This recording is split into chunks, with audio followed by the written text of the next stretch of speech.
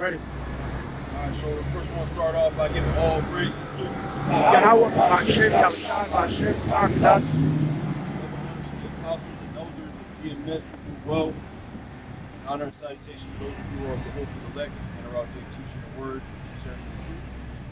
Alright, so we are at the Founders Memorial, which is on the Beacon Street side of the Boston Commons where we teach at. We teach on the Tremont side. This is the Beacon Street side.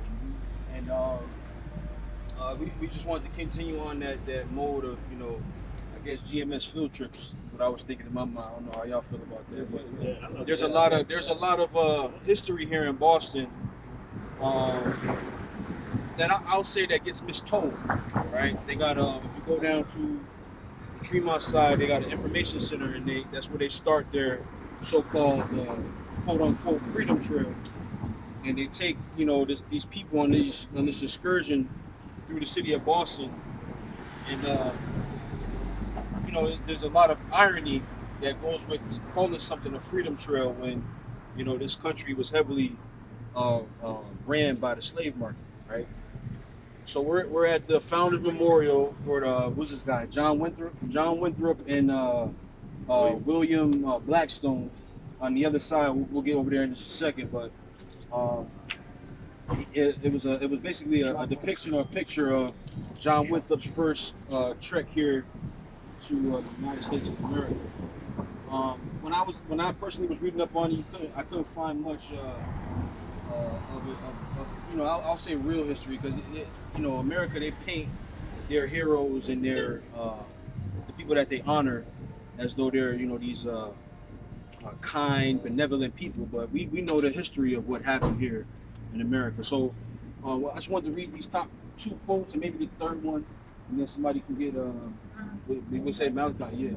So the first one says, "For we must consider that we shall be as a city upon a hill. The eyes of all people are upon us, so that if we shall deal falsely with our God in this work we have undertaken, we shall be made a story and a byword through the world." John Winthrop, right? So that's the guy who's on the other side of it. So the statement is an interesting one, right? Because matter of fact, go to what's that? Psalms 55. Psalms 55 and I guess 51. Somebody get that real quick. Is it 50 and 21? 55, 20. Yeah, somebody give me that. Anybody? Yeah, Psalm. I got it.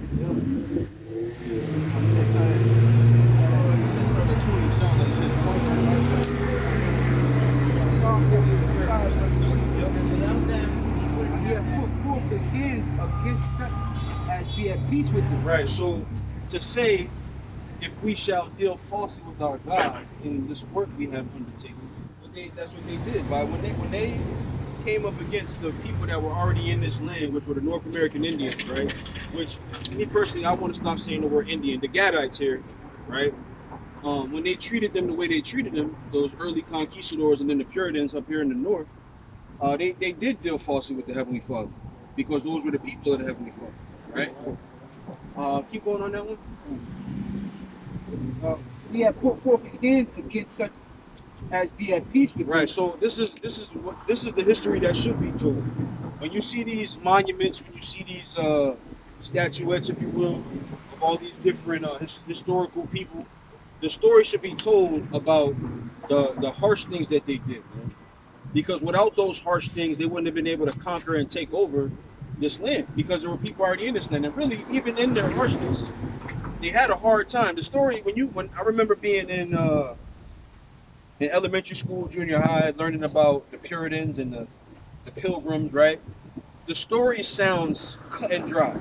Like, the Europeans came over here, they found a land that they loved, they wanted to settle, and they wanted to have a free country, and they shook hands with the North American Indians, or the Gadites rather, had some turkey and some cranberry sauce, and all was well in the land, right?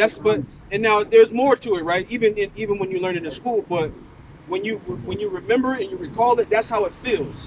That's how it feels, as though they did it in some righteous manner, right?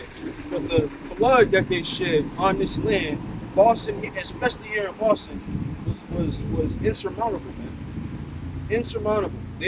They're taking this up. The taking of this land wasn't a peaceful taking. They try to make it peaceful in their sneaky. Say it again.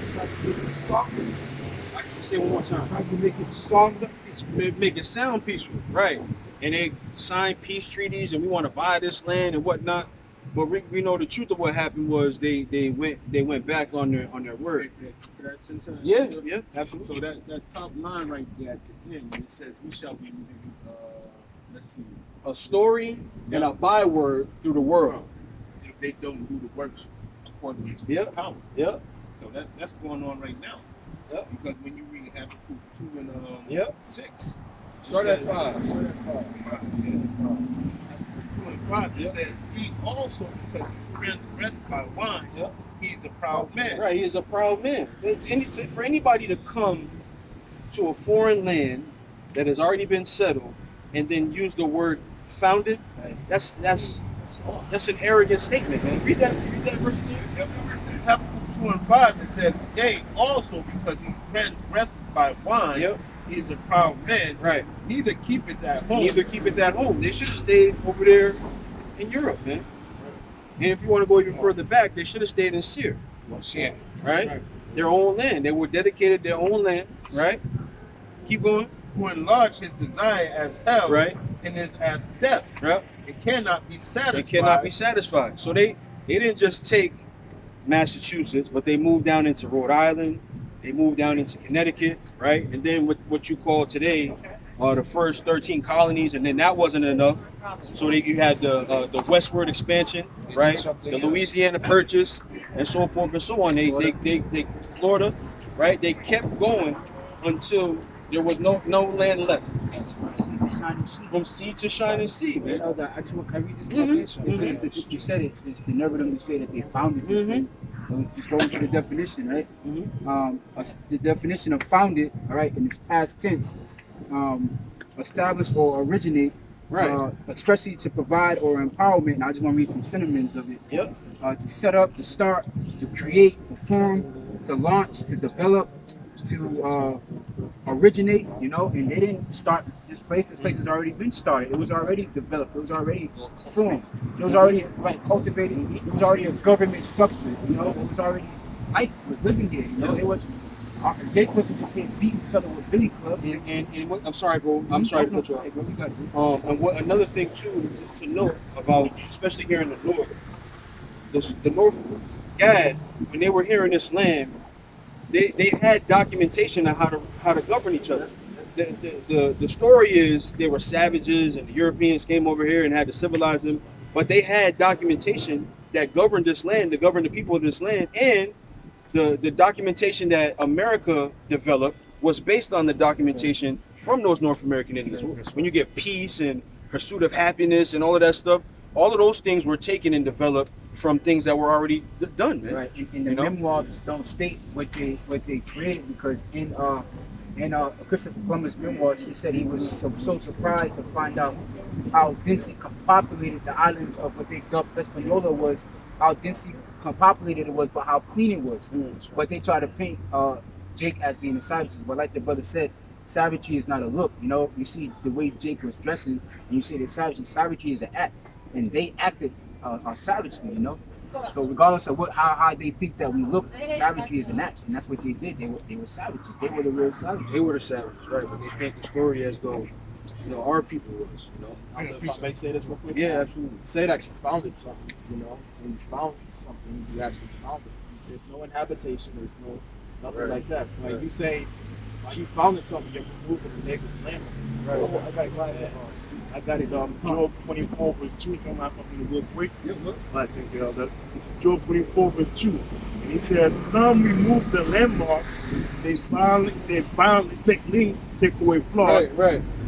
Read that again. He said, Job chapter 24 verse 2. Yep. He said, "Some remove okay, Job 24 verse 1. Why, seeing times are not hidden from the Almighty? Yep. Do they that know him not see his days? Some remove the landmarks, Right. they violently take away Right. flocks." Now you look at this. If we have the Founders Monument. Then up the block, what we did a couple of weeks ago was Bruce Shaw Monument, right? You got if you go to the other side of the park, the public garden, you got the George Washington, his monument. He's sitting up on a horse, which we'll do sometime soon. Then you go all the way down Commonwealth Ave. You got monuments down there, but there's nothing left of the North American Indians. There's nothing left of there what they had here and what they cultivated. Now it kept the name. Massachusetts is a tribal name from Gad, right? But there's nothing left here for them, man. But they got their monuments up. Those are the stories that should be told. Those are the stories that are meaningful, because you got, when you have children, right, and they're learning about John Winthrop, right? They're learning about the so-called good he did, but not the fact that there was a people here that lived in this land comfortably before they got here. That's right. You know, go ahead. Micah 2:1. Yep. Woe to them that devise iniquity and work evil upon their beds. Yep. When the morning is light, they practice it, Right. because it is in the power of their hand. Right. And it wasn't the power of their hand. It wasn't they had the power to exercise their wickedness. And to boot, this is Christianity. Because when these so-called Puritans were coming over here, what did they come with? They came with Christianity, man. That's right. They came with the Bible, man, with their skewed version of it. But they came with the Bible, which I'm gonna do a show too. I'll talk about it in the show. I don't want to. Let's go. You got any more? Read there. Verse 2, and they covered fields Yep. and take them by violence, Yep. and houses. They covered fields. They take it by violence. Now, the scriptures don't say Edom here, right? But ask yourself, who did this? Read that again. And they covered fields. Right. They covered fields, right? Boston at one time was a field. Matter of fact, where we are, this whole land was farmland. Where this guy, not John Winthrop, but my other guy here, William Blackstone, had farmland here, or for farmland that he took, right? But now you see, you got these brownstones, if you will, the concrete and pavement, right? Keep going. And they covered fields. Yep. And take them by violence. And take them by violence. How do you think the so-called Europeans were able to take over this land? I'm not going to call it America. This land, this body of land. How was they able to do it? They didn't do it nicely. They weren't friends, and if they were parts, so that they could do it. Matter of fact, keep going. Go ahead. Go ahead. Now we brought this up with it. Habakkuk chapter 2 Yeah. and 5. Yeah. Yeah, also because he dressed by wine, he's a proud man. He that keepeth at home, Yeah. who enlarges his desire as hell, Yeah. and is as death. He cannot be satisfied, Yeah. but gather unto him all nations. Yeah. Now, if I may add, God knew the principle that everything belongs to the Heavenly Father. Yeah. So they were willing to give land to the so-called white man without any blood being shed. Because it's in their memoirs. That's how they make the pact. They say, okay, you can have some of this land, we'll have this, we'll have that. But that goes and shows you that the so-called white man is the devil, because he wanted all. He wanted all. Okay? It's like the grave. You can always fit a body. The so-called white man always can have land. That's how he feels. Okay? Because God, they can never have too much land. So they come in, and whatever's in their heart, they go out and they seek and they do it, man. Ever since their inception, since Alexander the Great did the same thing, he went down over there, the ends of India. Their general was like, "Come on, guy, why you want to keep going over there?" He's like, "Man, we still got a lot to explore." Meaning what? Meaning they're gonna go over there, they're gonna explore that, and they're gonna exploit that, and then they're gonna keep going. Okay, they're a plague, man. They're a plague. No, yeah, brother. They even said it. Question Go ahead. Yeah, they even said it. They was like, you don't have to take all the land. There's plenty of land for us to have. Everybody. For everybody. And even still, if you go up in an aeroplane and you just travel, and like an hour plane flight, you'll see miles upon miles of uncultivated land. Man. Especially in the mid-plains. Yep. Montana, Yeah. Idaho, Dakota. you can drive for miles and miles and you see land. Yep. Right. And can't nobody do nothing with that land. You know, you try to go establish a house and I'm gonna buy this. Right, because what's funny about that, right? Because I was thinking about that earlier. Esau came here, like for instance, like this guy. I don't know if it's Winthrop or the other guy, Blackstone, but there was a grist mill that he built down in Connecticut. I think it was this other guy, Winthrop. He built a grist mill, which is basically how they make grain, how they cultivate grain, right? And what they called the deal that he got from that land was he was the first of his kind to monopolize that crop. So anybody that wanted to cultivate grain had to go through this guy Winthrop, and anybody that that was his posterity, if you will, his children, his grandchildren, great grandchildren, had to go through the Winthrop. As long as they took care of the land and they cultivated the land, that crop was theirs and it belonged to them. Now, why can't I do that? If I go to Nevada where there's no land, but build me a little cabin or whatever crop or natural resources there, that's mine. Why can't I do that? I got to get permits. I got to get all kinds of stuff, man. You know, And you might get denied. and you're going to get denied. Ain't no might. You're going to get denied. Well, what is your reason? Because really, if you build in the land that's empty and vacant, why do I got to ask somebody for permission? You ain't using it. You know, like that's what they did. You know, Like you said, Elder, when they took over the land, they made Gad pay for the land that they were already living on. right. And they also took a lot of land and built it historical land, non-built. Right. Okay. So, and that being said, they're now making money off these lands by putting the historical parks and all these other, fugazi, setups to gain more money, man. I just finished this one right here. Into what we was talking about. So they oppress him. So they oppress a man in his house, even a man in his heritage. Yeah, and a man in his own house, like Ibaja just said, they took over the land and then made Gad pay for the land that they were already living on. I have one here. Like calling them illegal aliens in their Right, own house. right. Imagine that, man. Oppressing them in their own house. Imagine that. You got Issachar being treated like second-class citizens when this is their land. That's right. And it says, Proverbs. oppressing man is- Proverbs 21:7. The robbery of the wicked shall destroy them, because they refuse to do judgment. They refuse to do judgment, man. And it just be fair.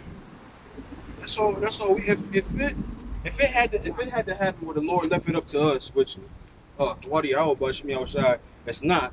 But if he left it up to us, all we would be asking is for equality and fairness. Just be fair. Whatever standard you set for yourself, allow us to live by that same standard, right? That's all Jake wants. You see Jake, they're marching. Jake just want to be equal, right? So, but Esau, he wants everything. If it moves, if it breathes, if there's a way to make money off of it, he wants it all, man. He don't want to leave nothing for nobody else. That's a true sword, man. Mm-hmm. That's a true sword of destruction. That's why they got to be. We'll go here and then we'll go there. I got an article for you too. Yeah. This is Leviticus 25 and 23. Yeah. The land shall not be sold forever, for the land is mine. For ye are strangers and sojourners with me. I'm sorry, brother. Read it again. This is Leviticus 25 and 23. Yeah. The land shall not be sold forever. Right. For The land is shall not mine. be sold. It belongs to the Heavenly Father. How do you sell a land that don't belong to you? It doesn't belong to you. And even Gad, they looked at Esau like, buy land. How do you go about buying land? It's not something you can pick up and I give to you and you give me whatever you're good at. That was an unknown concept again at that time. They really couldn't wrap their head around how Esau could come up with that conclusion of buying land when the Lord created this land. He owns the land. Right, because land is not like an accessory, it's a necessity. Likewise, water. Water is so much in abundance and it's a necessity. It's not like something, it's not an extracurricular activity. I mean, So here's water. what Esau does, right? Here, matter of fact, where I went to high school in Eastern Mass, Southeastern Mass, there's a natural water spring over there, right? Esau puts a building on top of it, puts the pipes and everything so he can, cultivate it and use the water. But how does that work? It's a natural spring. It's just here. Why can't I come with my jug, dip it down in the spring, come up, hold my jug and walk off? So that way he gets paid for He's a devil, man. I want to say this too. Well, like when you get into land, the land is a place that you're supposed to pass on to your heritage. So you're supposed to pass it on to your children. That's supposed to be a place where you can abide, you can lay your head. That's supposed to be a place where you can cultivate and grow crops and grow food and grow cotton. That's your clothes. So it's a peace of mind. It's a territory. It's your fruits. It's your vegetables. It's bigger than how just Esau just puts. I got a piece of land and yeah, I'm that man. Like land was everything to our people. You know what I'm saying? Because it's where we lived. It's life. You know, in itself. And we was harmonious with it, but we've so far removed from that way that it's just become a piece of property. You know. Right. Back in the ancient time, when Israel was set up, each tribe had their lot of land. Then the Gad was here, then the Judah was here, then the Ephraim was here, and so on and so forth. As the brother's getting into, that was a part of our culture, man. The head man of each family had 25 acres. Imagine that. 25 acres. That's from down where the school is up to up here. Yeah. You know? We didn't worry about the stresses of eviction notices or paying your mortgage or paying your. That alone causes stress. Stress levels to run through the roof, man. That's wicked, man. Abraham and Lot, right? Abraham said, which land you want? What side you want? I ain't tripping. And he said, from here all the way, down that side. Okay, all right, I'll take this over here. Yeah. Take the side, Nice and simple. Yep. I'm And it was not gonna life. come over there. I got my cattle, you got your cattle. I got my water, I got my piece of water. You got your. It's life, you know. It's like, that was I got like, another precept. This is Deuteronomy 24. I got you. And I'm just going to 21. It says, when thou gatherest the grapes of thy vineyard, thou shalt not glean it afterward. It shall be for the strangers, for the fatherless, and for the widow. You see? Hey, we was just riding through there, and you go right through Seaport, and you see I was talking to my old lady about it, and she said, I don't know if you bothered me because Edomites they're dry anyway. But I said, what bothers me the most is how they just built the building that's taller than the tallest building in Boston, and they made it into luxury condominiums. But on the flip side of that is you got so-called housing crisis or shelter crisis or the poorness in the street. What bothers me is the equity of this place. Like you're so filthy rich, but how can there be people starving? There's no balance here. So that brings about a balance. That ensures that no matter how rich you are, you still, no matter what, you're still giving back to the poor. And this society is not built up like this. You can capitalist asylums. You could be as rich as you can. You don't got to give a dime back to nobody. Matter of fact, you take from the poor. You know. These rich people, Trump ain't paying taxes, Amazon ain't paying taxes, but you as a working man, you may make, I don't know, $700 a week. Out of that $700, $400 a week, that you giving that shit back to Uncle Sam, you know? we're gonna read this and we're gonna go to the other side. Well, I wanted to read this second quote, so let me hit this first, and then somebody get Malachi, then we can go to the other side. So it says, thus out of small beginnings, greater things have been produced by his hand that made all things of nothing. And as one small candle may light 1,000, so the light here kindled has shown to many, yea, in some sort to our whole nation. Right. So this, when I was reading this earlier, it reminded me of Malachi. So we'll hit that, and then we'll go to the other side. And we're gonna get this, but we'll go on the other side. Psalms We're 10. gonna get this, but we're gonna go on the other side. Yeah, we'll hit this first, and then we'll go to the other side and read that one. Yep. The book of Malachi, chapter 1, verse 1. Yep. The burden of the word of the Lord to Israel by Malachi. Yep. I have loved you, said the Lord. Yep. Yet ye say, wherein hast thou loved us? Yep. Was not Esau's Jacob's brother? Yep. Said the Lord. Yet I loved Jacob, and I hated Esau, and laid his mountains and his heritage waste for the dragons of the wilderness. Yep. Keep going. Whereas Edom said, we are impoverished, We are impoverished. but we will return and build the desolate places. They will build the desolate places, and they did that, man. They put it on a hill. If you saw this neighborhood from Longfellow Bridge in this direction, right? You can see it. It's a big heap. It's a big heap. They put their city on a hill, right? This is where they founded it, and that's reminiscent of that. But like the Lord said in the scriptures, they will build, He will destroy, man. Keep going, and then we'll go back to the other side. Thus said the Lord of hosts, they shall build, but I will throw down. Yep. And they shall call them the border of wickedness, and the people against whom the Lord have indignation forever. Right. Let's start. Keep rolling, keep rolling.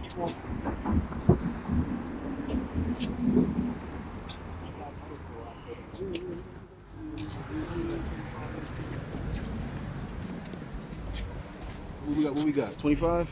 Yep. 25 minutes? Yep. 25 minutes left? No, it's 25 minutes left. Alright, so this is the other side, right? On this side, this is the guy William Blackstone, and this is this guy with John Winthrop. John Winthrop, right? So this is the scene with to take a look. You got Gad over here on the edges of it, right? Kind of like a Afterthought. Say it again. Afterthought. An afterthought, an accessory. Always kneeling. Always kneeling, right? Right. Prostrated position, right? But here's the thing, right? Boston founded in 1630, right? But what about those people? They were there before 1630. Long before 1630. Long before 1600, long before 1500, 1400, when Columbus decided that, he wanted to take the excursion over here. These people were here cultivating this land, living on this land. That's the one story that they don't tell. Why do we tell the Gadite story, the North American Indian story, as one that's just, oh yeah, it happened, but that's it. This is the biggest part of the story. That this land that we live in, Boston, right, Massachusetts, New England, was a land that was inhabited by another people, and the people that came over here, they stole it. That's right. They stole it by ungodly means, by unfair means. We never bring that part of the story up. Look how it's a great scene. You see the guy, he's got the Bible in his hand. This guy over here, he's got his hand on the sword. They bringing the boats in on the shore. I was thinking. I'm sorry. Make just one more point. I was sitting here and I was thinking about this monument. Yep. I was listening to a podcast yesterday, and this comedian he said really the black people, he said black people, but I'm gonna say Israelite people should be like insurgents. We should be flying planes in the building. We should be destroying this place because of the hell that we had to serve here, man. Gad especially, man. Yeah, they should be destroying this place, but they don't. Right? But our stories never get told. This is why this is a good thing that we're doing. We're going around Boston and we're telling our part of the story. But go ahead, bro. So now, as you look at this photo, this picture right here, now clearly this was after Gad was subdued. Because if you look in the back here, they've already built their homes. They've already got their buildings of their so-called technology. And Gad, as you see, punched down in a submissive position. You see? So by the time this was actually photo, Esau was they already came and did what they had to do to wipe Gad out. Now they're calling for the rest of the troops to come over. So now I want to read this article that I have concerning this mural. Okay? And it says, commissioned for the 300th anniversary of Boston's founding. This piece depicts the city's first English resident, William Blackstone, greeting colonial governor John Winthrop and his company. Blackstone is considered the first white settler to have lived in present-day Boston. Winthrop originally landed in the area of Charlestown, north of the current city center, but he relocated and joined Blackstone after finding Charlestown unsuitable for settlement. Now, the elder had mentioned earlier that this was all farmland, because up towards that Charlestown area was all wetlands. So as they moved further south, they found it perfect to build here because the ground was stable, there was plenty of room, and they knew that this, if you will, manifest destiny was going to continue on. All right, so let me continue. It says, as Winthrop, the European settler, disembarked their ships, the Arabella floats in the background among the newcomers, Anne Pollard. Now, this devil here was supposed to be Anne Pollard, and they classify her as the first white woman to come to America. Okay, and it's gonna read on. It's gonna mention a little more about her monkey ass. It says, among the newcomers, Anne Pollard, Boston's first white female inhabitant. Here depicted as a child, she was a woman at the time of her arrival. On the left of the main scene, two Native Americans obscure the Europeans' arrival to Shaman, renamed Boston. So Boston, before it was named Boston, was known as Shaman. It was a place called Shaman. And as you see, the North American Indians off to the side. But peep out what it says now. It says, I'll start at, two Native Americans observed the Europeans' arrival to Shaman, renamed Boston, not yet aware of the impending devastation to their culture by the Europeans. You see that? not aware of the impending danger and devastation of the Europeans. Okay, so like I said, when this photograph was already taken, they would already destroyed Gad. Gad was already at the bottom. Okay, but when these devils first came over here, as the elder mentioned earlier, the reason why, and a few other brothers, the reason why they were calling them savages, because they was fighting like warriors, man. They was fighting like warriors. So much to the point they was scalping these devils. And these devils seen that kind of shit, like, these guys are savages. Okay? But this was Gad's land over here. And as Esau slowly subdued them, came down on them, and once again, man, we made mention on the other side, and how it said, if we roughly paraphrase it from the quote, if we don't obey our God's, authority that He gave us, clearly, Job 9:24. Because at the same time, you got to understand, Esau was set up for this, man. He was put in power to do just this very thing, to conquer and divide, man. Go ahead. This is the book of Job, chapter 9, verse 24. The earth is given into the hand of the wicked. He covereth the faces of the judges thereof. If not, where and who is he? Right. So therefore, the earth was given unto the hand of the wicked. So they knew at that point in time, because even going back to 1492, when them devils came over here, they knew that expansion coming towards the west was going to be prosperous for them. Okay? And they knew that they're going to have to bring some muscle over here, because when word got back over to the east, they knew that these people of the Lord were already here, and they were valiant men. See? I got some article for you, Ark, that I want to bring out real quick. Hold on. This brother was on deck with a scripture. Okay. Psalm 10, chapter 10, verse 7. Go ahead. His mouth is full of cursing and deceit and fraud. Right. Esau's mouth has always been full of cursing, deceit, and fraud. Esau's the number one fraudster, if you will, man. Everything he does, and when we get down further in this article, there's going to be another scripture we're going to bring out, Lord willing. But just to prove that this devil's a fraudster, man. He can never lay claim or never just take a loss or never just admit, listen, these are the Lord's people. These people are better than we are. Go ahead, read. Under his tongue is mischief and vanity. Under his tongue is mischief and vanity. Now, going back to what the brother Elder mentioned, they have the Holy Bible, right? Now, think about this. Give me Jeremiah 14. Go ahead.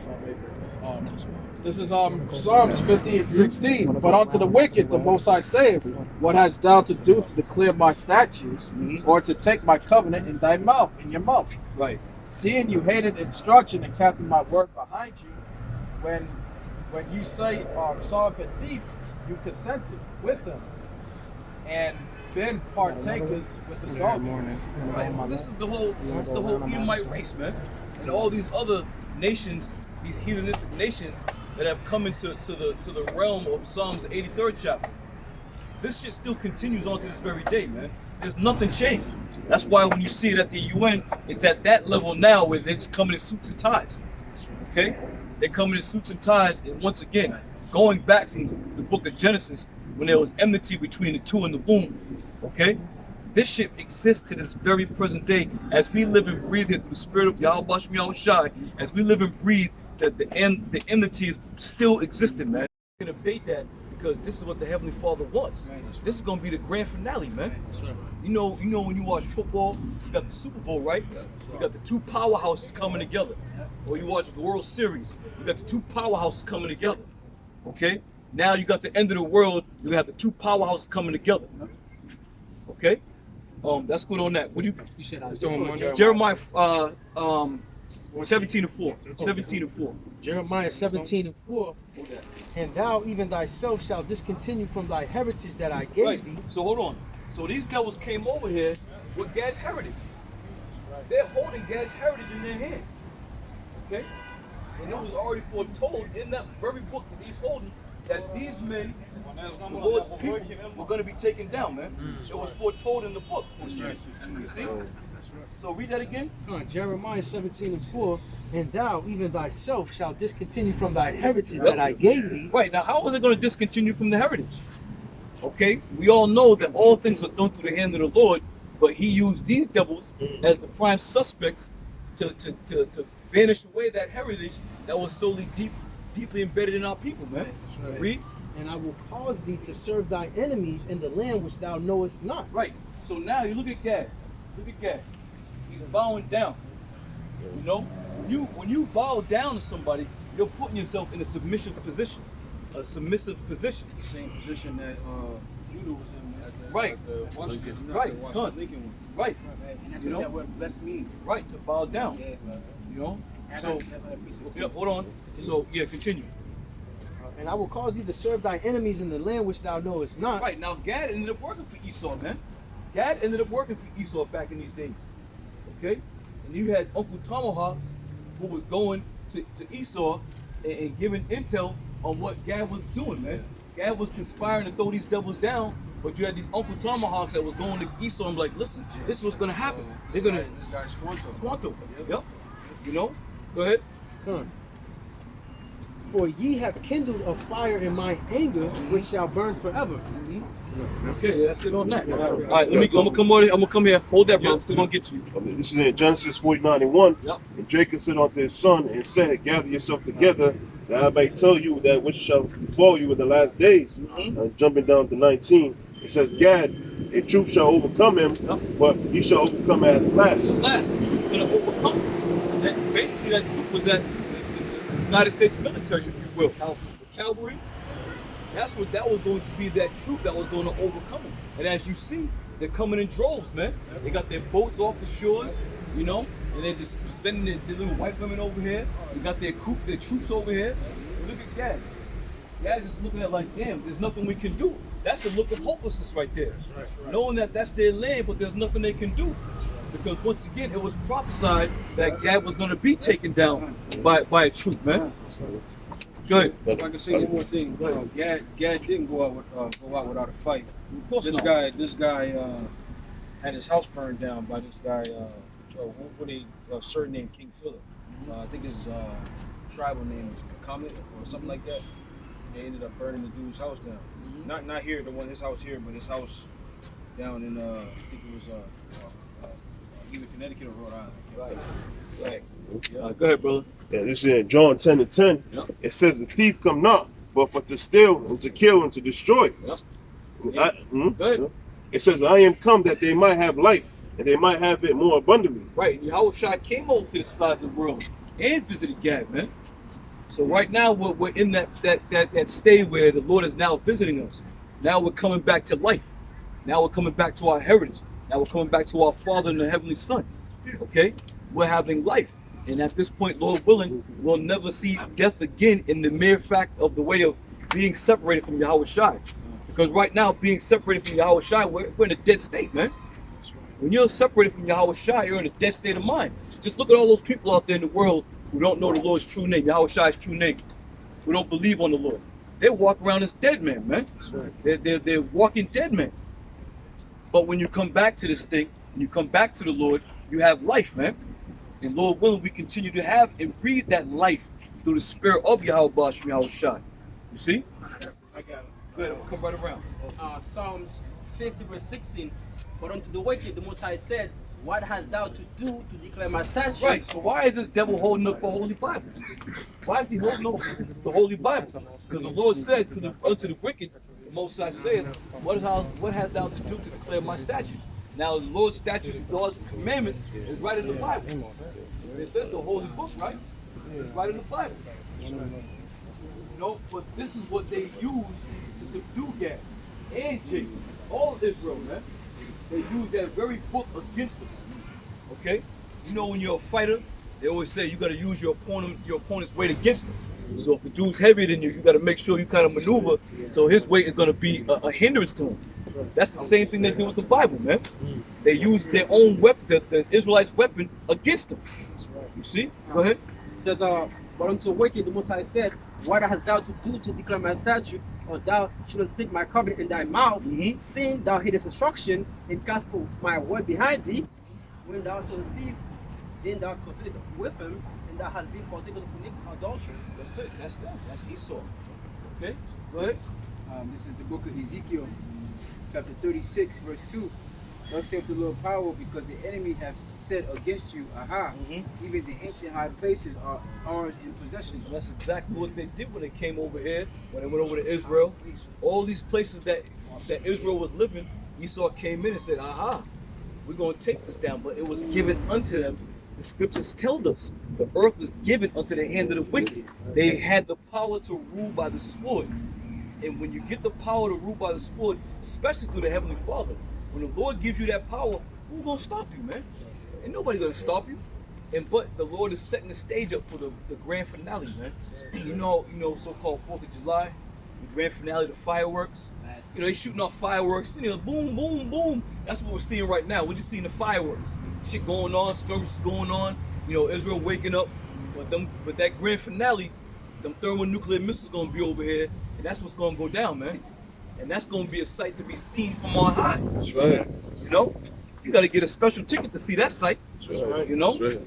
you gotta get a That's right. special ticket. You ain't gonna just. I mean, if you on ground, at ground zero looking up, you in trouble. Right. You in trouble in that game, man. You got something? Yeah, I got it. Hold on. Can I finish this last Oh, verse? It says, verse 3, therefore prophesy and say, thus saith the Lord power, because they have made you desolate and swallowed you up on every side, that ye might be a possession unto the residue of the heathen, and ye are taken up in the lips of talkers, in the infamy of people. You know, listen, going back to Bury My Heart at Wounded Knee, that's a powerful film, man. That's a powerful and an emotional film. And when you see some of the pictures on some of the books you have, these devils kill Gad, right? To such a degree, when it snowed, you seen the frozen bodies of the Gadites, man. These devils had no remorse. They had no remorse and they had no feelings for the Lord's people, man. And that's why there's a big controversy right now. The Lord's got a controversy with the inhabitants of the earth for what they've done to his chosen people, man. That's right. That's right. Okay? We've become a possession. We got birth certificates, we got social security cards, you know, we got to give them all kinds of pay. From some brothers working jobs. I used to do asbestos work and lead removal and all kinds of abatement work. I used to bust my ass up in them containments, man. Sweating bullets only to come out. Spiker took some shit out my check. Some other motherfucker took some shit out my check. Why they getting the cut? They weren't in the containment. They weren't in the containment sweating bullets. You know? Grinding my hand down. You know? But this is how this devil operates, man. Hold on. I want this brother to come over here. Now, we're gonna carve that turkey, bro. We're gonna cut it all down. Now, this is the article from Britannia. Speaking of the turkey, it wasn't even the turkey that they ate. That's another lie that Esau pushes forth. You would think that, you know, there was turkeys at the table, and it wasn't, you know. They said the cranberry, they said the cranberry sauce represents the blood, and I forgot what the turkey represents. The They put the stuffing on it, you know, around it, you know. All rituals. That's right. This is from Britannica.com, and the headline said Massachusetts people. And he says North American Indian tribe that in the 17th century may have numbered 3,000 individuals living in more than 20 villages distributed along, which is now the Massachusetts coast. So was it saying there was only 3,000 Native Americans here at the time? On the Massachusetts coast. But think about that, right? Yeah. When we came over here, we came in abundance. And what's the Lord? What's one of the commandments? Be fruitful and multiply. So you mean to tell me these devils want to see? That's the devil trying to diminish the numbers to make it seem like there was nobody over here. Oh, there was just 3,000 of them over here. But we was all throughout this region, man. All throughout Massachusetts, man. When you go down, even down in Connecticut, we was all throughout these colonies, these so-called 13 colonies, man. Talk about you damn devils, only 3,000 lived here. How many real quick. Go ahead. Hosea 1:10. It says, yet the number of the children of Israel shall be as the sand of the sea. You think when they came over here, they stopped reproducing? They came here to find a land where they can worship, where they can come to be in their own realm, if you will. How many years? So when you how many years passed since they came to Arsaruth? Right. Centuries. Many years. Right. So when they came over here because now they was free from their oppressor. And when you're free from your oppressor, you can be fruitful and you can multiply. Because as we was talking about, the land is a part of our culture, having a piece of land in possession. That's when you're fruitful. You have your wife, you have your children, and they grow up and they have their children, and that land gets passed down. You know, this is Cheap Tomahawk or whatever's land, so on and so forth. You know. And also, Elder too, there's pictures that you could look up that you had Gad with like at least like 3 or 2 wives. Yeah. They knew the law. Yep. So if you have 3 or 2 wives, you multiply. Right. You may have like come out with like at least like 7 or 8 kids. Right. Go ahead, brother. On a documentary on the History Channel, they claim there was 60 million so-called Native Americans, and there's only under 1 million left after what Esau did. That sounds more like it. Yeah. Now it's on History Channel. I got it right here. But Esau's never going to tell the truth because the brother Red is nothing but lies and deceit, man. He's going to make lies and deceit on everything. As they say, they're going to fudge the numbers because it gives them peace and it gives them a peace of mind knowing that all the atrocities and all the people that they murdered, they don't feel as bad.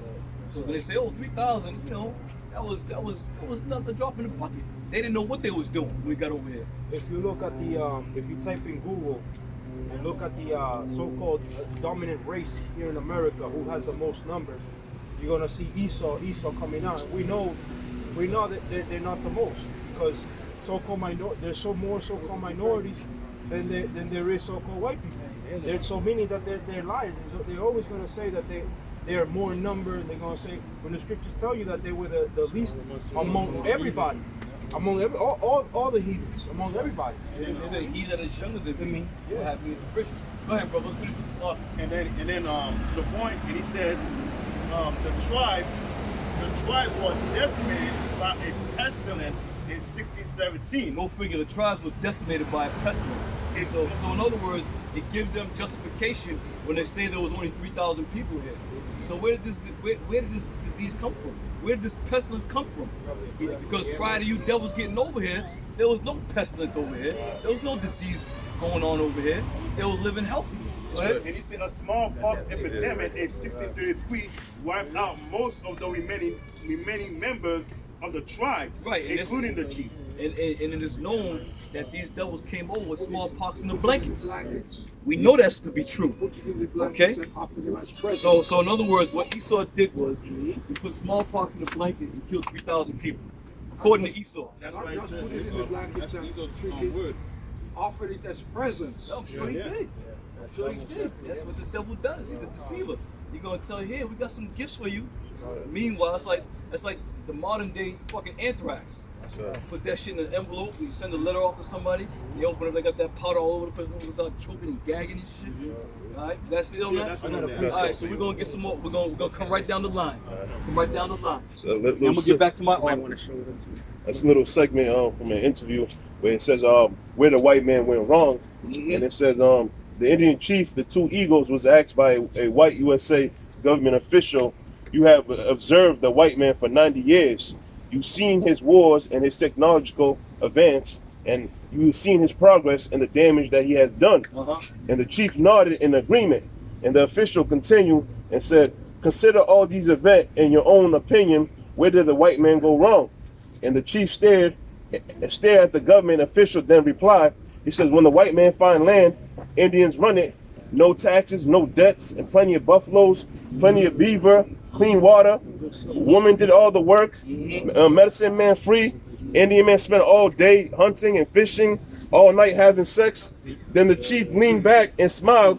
Only the white man dumb enough to think that he could improve a system like that. That's perfect. You know, that's the damn sure truth. He gonna take a perfect system, running system, and turn it into shit. Okay, go ahead. Jeremiah 50 verse 33, thus said the Lord of hosts, the children of Israel and the children of Judah were oppressed together, and all that took them captives held them fast. They refused to let them go. That's it. They refused to let them go, and they were still captives, man. You can't do it. You know, you got some brothers, man, some people from Israelites talking about they're sovereign and they don't have to abide by Esau's laws and they don't need a driver's license and all this other shit. You full of shit, man. You full of shit. Yo, you gonna get yourself bust over there with a bully glove, a baton, or whatever you call it. You know, and driving around in Esau's kingdom talking about I don't need a license. What do you think is gonna happen, man? What do you think is gonna happen? Find it. Matter of fact, there was on YouTube this black chick who was going down that same path, and Esau was fucking with her. And sure as shit, they ended up killing him. You know, they had it on record. They recorded the whole thing. You got something to say, brother? No, Okay. Make it more in the something. Yeah. Well, the scripture, you know, I know Elder Moss said, you know, they normally the history they sweep under the rug of the Gadites because ultimately, the Judites, the so-called Native American, the so-called African Americans, and the children of Israel were all pressed together. You know, they have the same oppressor. So they try to sweep them under the rug, so we not knowing that they're Israelites and they are the common enemy. Right. They're the devil that the Bible speaks of. The old saying is divide and conquer. And all these, and that's what they did. They turned all the tribes against each other, man. You know, they turned all the tribes against each other. So much so, especially in New York State. Yeah, you got the Mohawk Indian so-called. There was another tribe up there. They Esau came. Yeah, they always was fighting, but Esau came and they used that to their benefit. Right. So much so when you have Jake Judites saying, yeah, get the Mexicans out of here. You know, they illegal immigrants. You got Jake rising up talking about, yeah, they gotta do something. This is crazy. You know, but once again, that's that divide and conquer. Even in the islands. Yep. Even in DR. You got some Dominicans fighting against other side of the island, this and that and the third. You know, the Haitians, the so-called Haitians. You know, it's all a big mess. Go ahead, brother. What you got? Yeah, I got. Come right down. Zechariah chapter 1, I'm going to start at the 14th verse. So the angel that communed with me said unto me, cried out, saying, Thus saith the Lord of hosts, I am jealous for Jerusalem and for Zion with a great jealousy. And I am very sore displeased with the heathen that are at east. For I was but a little displeased, and they helped forward the affliction. Therefore, thus said the Lord, I am returned to Jerusalem with mercies. My house shall be built in it, said the Lord of hosts, and a line shall be stretched forth upon Jerusalem. And that's it. That's exactly what they've done.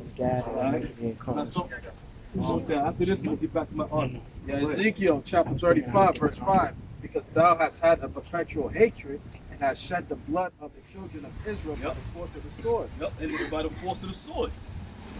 That's what was given to Esau to rule the world, man. And by the sword shalt thou live. And that's a damn true statement, man. Even to this very present day, you got Esau running amok, dropping bombs and drones and missiles and rockets. Okay? That's how he advances. Because let me tell you something. If the so-called playing field was made level, Esau had no weapons and we had no weapons, come on, man. But the Lord has set this. Just hand in hand? Yeah, just hand-to-hand combat. Close up and quarters. But the Lord has set this up for a reason. Lest any man touch Cain, he said, right? That's right. So therefore, Esau, he knew there was going to come a point in time where the world was going to hate this devil. But because the Lord gave him that sword and that weapon, you ain't going to run up on somebody with a gun in their hand. This ain't going to happen. You ain't going to run up on somebody that got a sword in their hand. You're going to go, oh shit, you got that money? That's on you, you got that money. You know, you're going to lay back. And that's what Esau does. Esau goes and flexes his muscles with his military. All these other nations kind of lay back. Go ahead, brother. Revelation 6, verse 4, and there went out another horse that was red, and power was given to him that sat thereon to take peace from the earth, and they should kill one another, and there was given unto him a great sword. And there's that sword again. Okay, it was given unto him a sword. And that sword is also mentioned back in the book of Genesis. By the sword shalt thou live. Okay, so we understand that that's how he runs, man. That's why he's not afraid of anybody. That's why he walks around with his chest poked out. That's why he puts his eagle on the goddamn, tallest buildings on his flag, because he's not afraid of anybody. That's why you had to go get that Gatling gun. That was his blessing. What you got? Yeah, I got some more. By the force of the sword, in the time of their calamity, in the time that their iniquity had an end. Yep. Verse 6. That's it, yeah. So, the time our iniquity had an end with Esau, he forwarded the affliction. He made it so that now he made himself as the Heavenly Father. And since he's done that, this is what you get, man. This is what you get. These devils coming over here in these high-ranking positions, if you so-called will. All right, you got something else? Lamentation chapter 2 verse 15. Hold on, brother, I want to get back to this too. Lamentation 2 verse 15. Go ahead. All that pass by clap their head at thee, they hasten to wag their head at the daughter of Jerusalem. Now hold it right there. Now don't you think they did the very same thing when they came over here so-called Boston, previously known as Shaman. Don't you think they did the same thing? When Gad was in this crouching position and looking down and looking humble, they're like, look at these. They had a nerve to call Gad the Red Man. Well, these devils is the red ones, man. That's right. And that's another thing, another deceivable fact that Esau has put forward. He wants to call the Israelites the red man, knowing that red represents evil when you read the scriptures, okay? Red and hairy, Esau. You try to portray, now as you go through the scriptures, you read about the judgment of Edom, Esau, Edom. He tried to disassociate himself from being that red man. That's right. Good. Lamentation 2 verse 15. All that pass by clap their heads at thee, they hasten while their heads at the door of Jerusalem. They do that to this very day, man. You got the homeless Israelites all on the side of the roads. All they do is walk by and they look at them like, good for nothing. These guys are bum. They need to get a job. That still continues to this very present day. Something that was written over 2,000 years ago. That's why we know. That's why the scripture says, the Lord said, the word of the Lord is quick and powerful. That word quick means alive. Because it's never dying, man. This word will never die. Right. Saying, is this the city that men call the perfection of beauty? Right, is this the city that men call the perfection of beauty? Because now, look at us in our lowest state. People look at us, they don't even consider us the Hebrew Israelites anymore. They don't even consider us the Lord's people, which is blacks, Puerto Ricans, you know, illegal immigrants. That's how they look at it. So, you know? But when the Europeans came over here, they didn't realize that it took a year and a half to come over here from the east. And when they got here, they were dying. Good. Is this the city that men call the perfection of beauty, the joy of the whole earth? All thy enemies have opened their mouth against thee. They hasten gnash their teeth. They say, we have swallowed her up. Certainly, this is the days that we look for. Right, they have swallowed the children of Israel up. Certainly, these were the days we had looked for. And this is a prime example of the days that they looked for. Esau joining hand in hand as you see them coming together, reading the Holy Bible, which was the Lord's children's book, the children of Israel's book, their heritage, bringing all their cohorts and their so-called soldiers over here. Why are you bringing soldiers over here? Because you have to have some might to combat or to fight the opposition that was already on the land. Okay? So this is a big lie right here.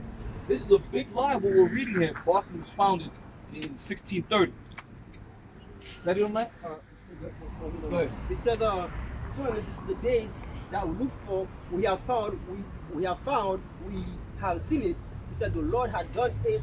The Lord had done that which he had devised. He had fulfilled his word that he had commanded in the days of old. He had torn down and had not pity and had caused thy enemy to rejoice over thee. Right. They rejoiced over the children of Israel when they was in slavery, when the North American Indians were put into slavery, brought back over to Spain.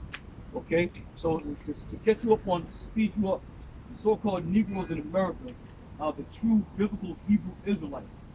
Okay, now we're reading an account when all the other nations laughed, they wagged their hands, they hissed, they made them a commodity, they put them on auction blocks. They've done all these things to the children of Israel. Likewise, North American Indians that were here in the land first. They were here first. So you can't found a land or discover a land when somebody else is living in it. Exactly. If a thief goes into a house and breaks into a house and says, I'm going to lay claim to this house. But wait a minute, you got a man sleeping in the bank. How can you lay claim to a house that's already occupied? Yeah. Well, that's what Goldilocks did. Right. Goldilocks did double too. All right, well, hold that. Let me just get a little bit of people. Let me get a little bit off this phone here, real quick. So I want to go back to this article, and it says, I'm gonna focus on here. It says, so Boston was originally named Shaman before it was named Boston. I'm right. What's the Indian name? Right. Right. On the right, a female figure representing Boston looks on. This woman here. This was the female figure that represented Boston, looking on these two individuals shaking hands. Go ahead. Accompanied by a soldier. Yep, accompanied by a soldier. You see the soldier back there with a spear? Why is he coming with a spear? Because these men over here on this side, these people on this side, were the enemies to these devils. Go ahead.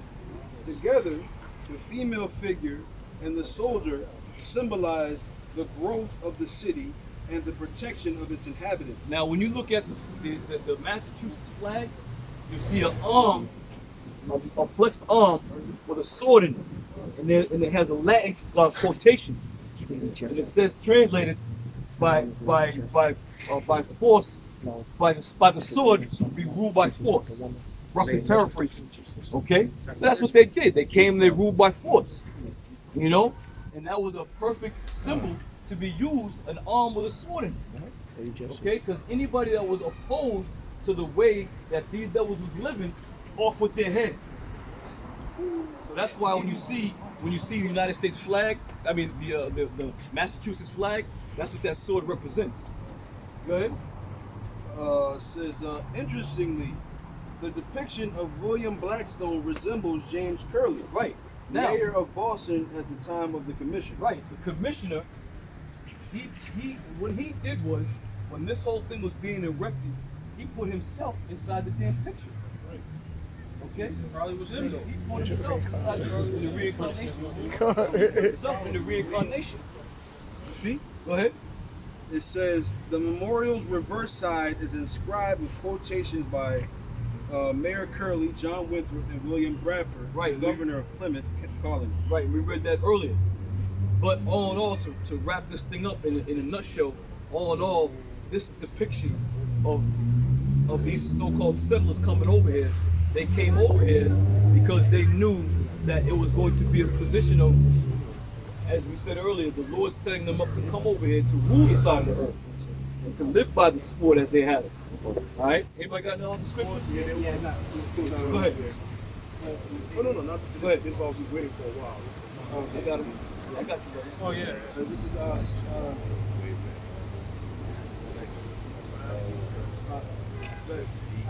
Psalms chapter 59, verse 11. It says, their inward thought is that their houses shall continue forever, right, and their dwelling places to all generations. Right, and that's their inward thought. And it still exists to this very day, because they passed all their inheritance down to their sons, down to their daughters, and that's what it means by their inward thoughts, is that their house shall continue forever. Okay? Just look at the here in Massachusetts, you got the Adams family, UK, you got the Kennedys, okay? They're still prospering to this very day from what their forefathers had done back in the 1600s, right? You go down to Martha's Vineyard, you go to Block Island. These are all prestigious places where the average individual such as us, we ain't got no we don't have the funds to go buy a home over there. You're looking at about $4 or $5 million for a one-bedroom cottage over there, man. You know, and now I was speaking to one of the ladies. Now this hill, which is known as Beacon Hill, it was previously known as Nigger Hill, because all black people lived here. Exactly. Yep. So there was a young lady, there was an older woman over here who I was speaking to. So in 1994, she bought a piece of the brownstone over here. She bought that, and she bought it for $127,000. She told me this. So she says, "Do you know how much it's worth today?" I said, "I have no idea. What is it worth?" She says, $8.5 million. So basically, when you go down Mass Ave, right down by the hospital, there was brownstones over there. And those brownstones were for all black people. Yeah, when I came to this country, they were selling for $10,000. Right. The brownstone was selling for $10,000. Yeah, go figure now. Now that you got the hospital over there, an apartment in one of them is more than $1 million. Yep. Go figure. Right. So when you go down the brownstones down on Mass Ave, right by the hospital, those were all black people in there. And it got so bad. What happened was it got so bad that the landlords let it just become dilapidated. It just was horrible. They weren't fixing it. The reason why they were not fixed is because they could not get loans. There's something called redlining. Right. They couldn't get loans, so the buildings stay empty and dilapidated. Right, but if you go deeper into it, there was a reason why they weren't getting these loans, because the big picture was the Boston, the medical, the hospitals coming, the medical, the students, because they knew those brownstones were going to turn out to be big money. So all of a sudden, they couldn't get a loan. Now, there's loans being given, and these things are being renovated. So much so you gotta pay, at the time, you was paying $4,000 a month for a room. And to buy it, you gotta pay $1 million. You see? But there are people in Boston here that I know who have bought a house for $1. Yeah. Brownstone. Yeah, go figure. Yep. You may disrespectful, you will say that the show I can't remember what I said. It's because I can't remember. But anyway, we're gonna come over here. Not the one. Psalms chapter 10 verse 8. It says in lurking places of the villages, in the secret places, doth he murder the innocent. His eyes are privily set against the poor. Right, his eyes are privily set against the poor. You know, our enemies are always seeking to find some accusation against us. Okay, that's what our enemy does. He seeks to have accusations against us. Okay, and that's what we have.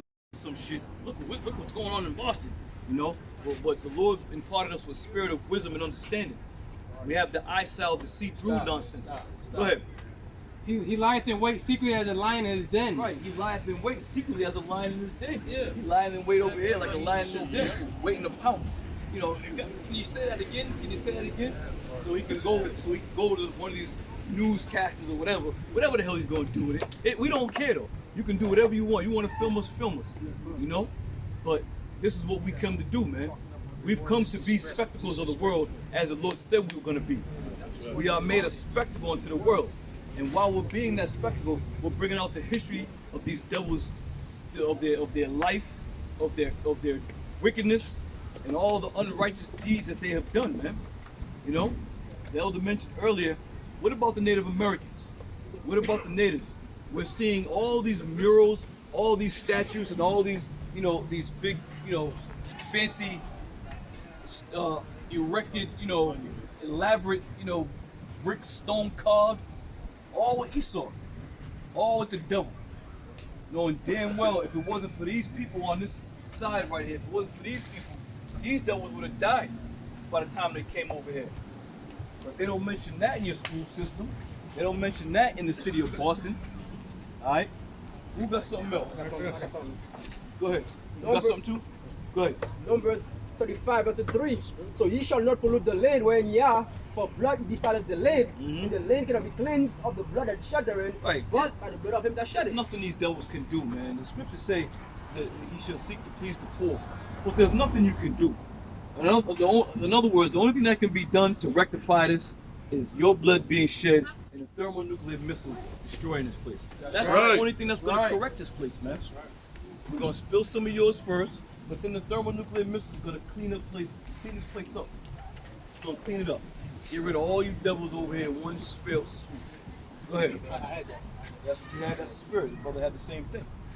But Lord willing, you brothers edified. We're gonna move on to the next. We don't know which statue or monument we're gonna be at, but we're gonna bring it to you. I guess we're gonna dub the channel GMS Field Trips, which is appropriate. So we're gonna go around and brothers pay attention. You know, look at the history. Look what we're bringing out, because all this history, as we stated a couple of weeks ago, Boston is the foundation of the United States of America, if you will. Okay, it's the spirit of America. All right, so with that, we're going to give all praise to Yahweh, Ba'ashem, Yahushai, Ba'ashem, Makakadosh. Double honors to head apostles of Great Millstone. Shalom to all the brethren on the highways and byways doing work sincerely and faithfully and continually fighting the good fight of faith. We almost out of here, Lord willing. We're found in that number. But until then, we're going to keep pushing on. We say shalom. Shalom.